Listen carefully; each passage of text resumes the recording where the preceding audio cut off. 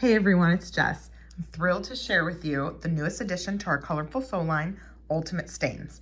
We have 12 gorgeous colors and they're made in the USA. You can create vibrant, earthy stain effects for wood, and they are quick drying, self-sealing, they clean up great with water, and low to no odor. There are 3 sets of 4, or they're sold individually. Our first set here is Weathered Wash, which has ebony, nice black, sun bleached, an off-white, weathered gray, and whitewash.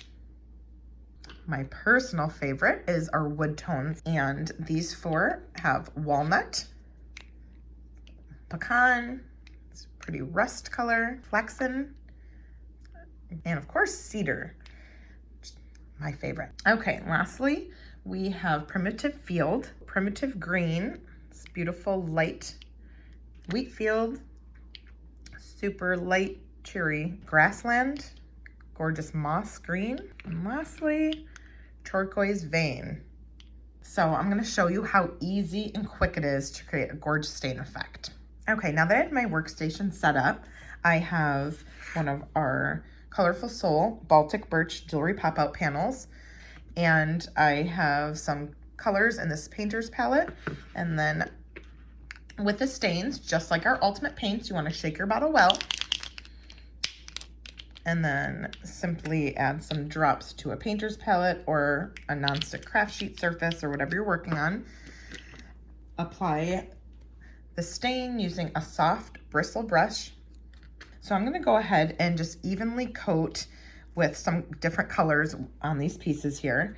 So I'm gonna start with walnut, and as you can see, I'm dabbing some off into the painter's palette because I don't want to start too dark. I could always repeat to build up my layers for a more vibrant finish, darker finish. So I'm just gonna lightly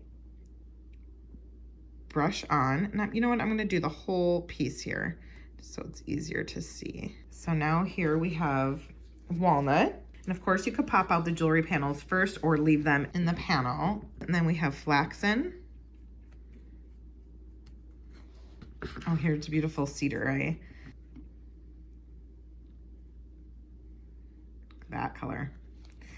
And you could always use paper towel to remove any if you don't want it as dark, even from your first application there.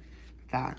Or then go in and add more layers to different parts of the piece and leaving some of it even lighter. All right, let's see here. We'll apply some of this beautiful grassland color to this one, that green. And then with a smaller brush, I can go in easily, apply darker there. I could do that with each of these colors actually. All right, now you can see the difference where the layers are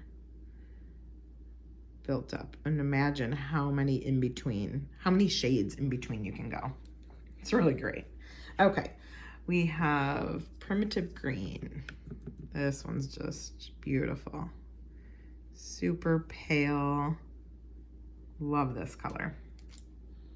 Love the transparency in this. So the difference with the Ultimate paints and stains is our paints obviously are more opaque. They're meant for that cold enamel type look where you could just build that layer of color and get, you know, a thicker, enameled, vibrant, beautiful piece. Where here with the stains, you just get that nice washed, light, color-kissed look on the wood here, which I have just loved doing. I really love the natural look of it, and what's better than now easily being able to apply the stains. So another way I like to apply is going in and using a very easy tool that everyone has is your fingertip. So I'm gonna show that here on this next color. And it's a way you can control how much you're applying. Here I'm gonna use turquoise vein, and I'm gonna use the tip of my finger, start applying it like this, and then dabbing some off. So this will give you kind of that really light effect where you can see a lot of wood through, or you could build up layers and remove some. but you kind of have control over what you're doing too. This beautiful mandala type piece I did with the weathered gray as the background, and then different shades of cedar within all these petals. Wheat field are light yellow inside all these little dots here.